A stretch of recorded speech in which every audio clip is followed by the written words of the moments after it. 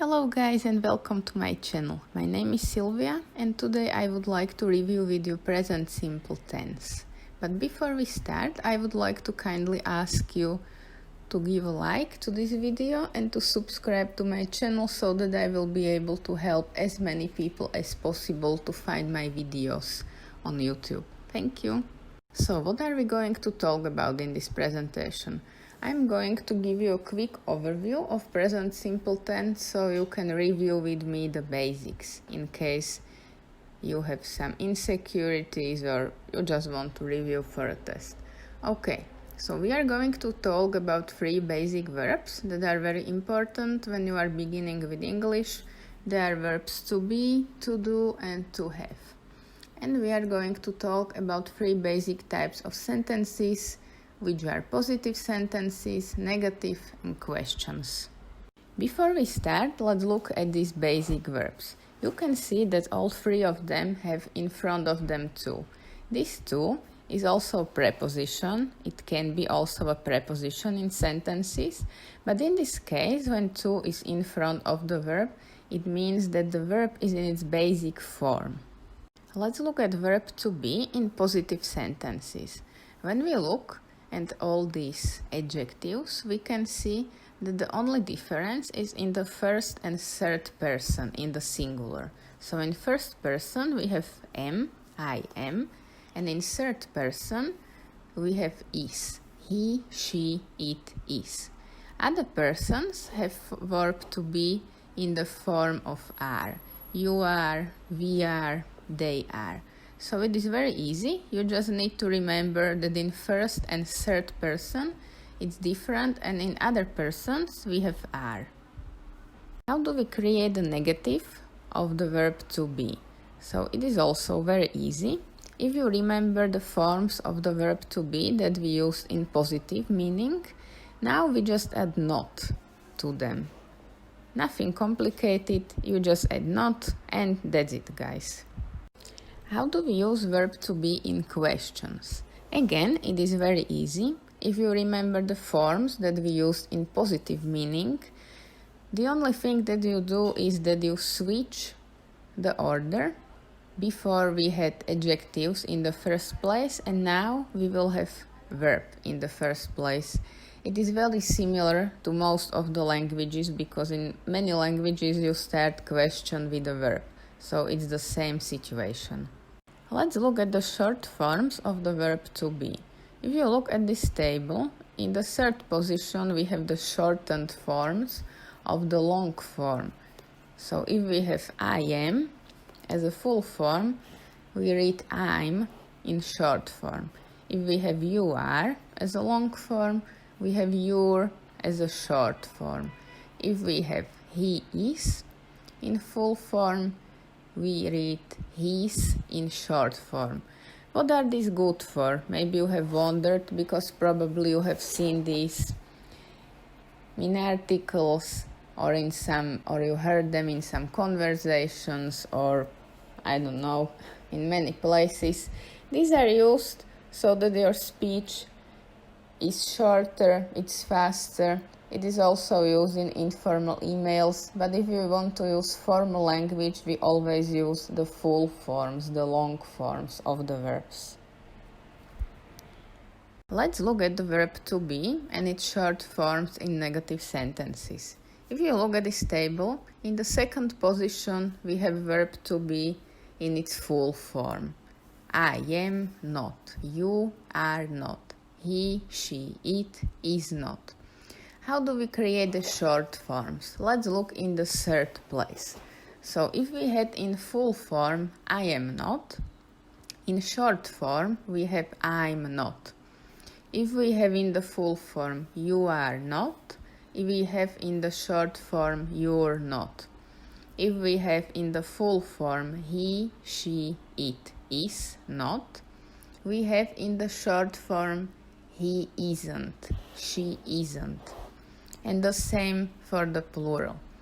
If you look at this third place, you can see that when we have the first person, we can't connect am with not. For some reason, it is not possible in English language, but with the other person it is possible. So as you see, we have aren't, isn't, in the plural we have aren't everywhere. There it's possible. So you just need to remember that in first person apostrophe M is separated from not. And in other persons you have the verb and not connected, and O is substituted with apostrophe. Let's look at the verb to do now. We know that verb to do has its meaning, but in present simple tense it will be very important as a helper word. We will talk about it later. Let's look at this table now. We can see that in each person, verb to do is in its basic form except the third person. This will be a rule in present simple tense for all the verbs besides the verb to be. So let's look what happened in the third person. There are two options with the verbs. You can either add in third person just s, or you can add es, as it's in this case with verb to do. And now comes the funny part, or the interesting part as I call it. So let's look at this table. Now we want to use verb to do in its negative form. So what happened now? We have here a lot of words, a lot of do's. We have here also not. So let's look at it as it is. So let's start with the second column. In the first place we have verb to do. What does this mean? In this first position, this verb to do is the helper to do, as I mentioned in previous slide. So first position is a helper word. Second position, we need to express that it's negative form, so we use not. In the third position, we have do, that is in blue color.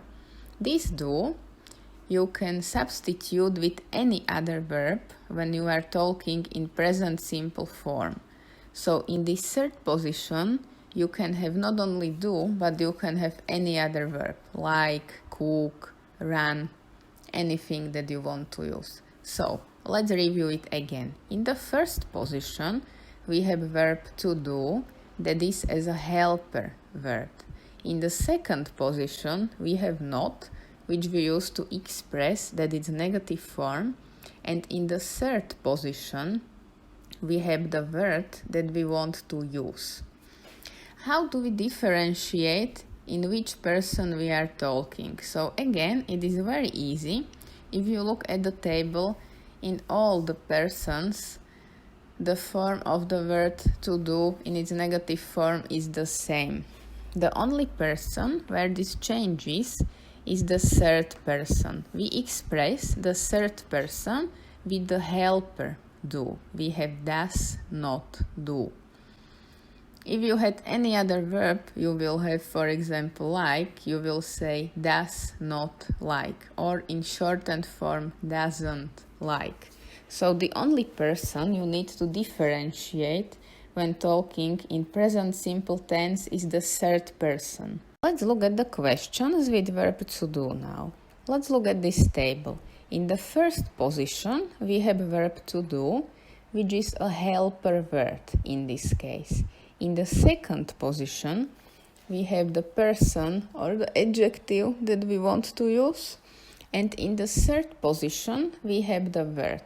As you can see, it's same in questions as it was in the negative forms. The verb in the third position stays in its basic form. The only word that changes in questions and in negative forms is the helper do. And it changes only in third person. So as you can see, in the third person we use does he do, does she do. But in all the other persons you use do. Let's look at to have in positive sentences now. So as you can see in this table, again we have the same situation. Verb to have has the same form in all persons except the third person where it has the form has. As I told you before, the rule is that you take the basic verb and you add s or es at the end, but verb to have is an exception. As you can see, we have ha and we add s. This is not common for many verbs, so you don't have to be afraid. There aren't many exceptions. This is one of a few. So you just have to remember that verb have has in the third person form has. Let's look at the verb to have in negative sentences. As you can see, we use the form of do as a helper word, don't, or the long form will be do not. The only change is in the third person where we have doesn't, and again you use the verb in its basic form. Nothing changes, so just remember in the third person you use except don't, you use doesn't. And finally the questions with verb to have. So again we need to start the question with helper word do, and in third person it will have the form does. Then in the second position you have the adjective, or in the sentences you would have there some kind of subject, and in the third position we have the basic form of the verb to have. This is the end of the video. I hope that you liked it. Again, don't forget to give me a like, subscribe and hit the notification button so you would be notified when my next video is available. I hope the video was helpful for you, and don't forget to study English to get better every day. Bye!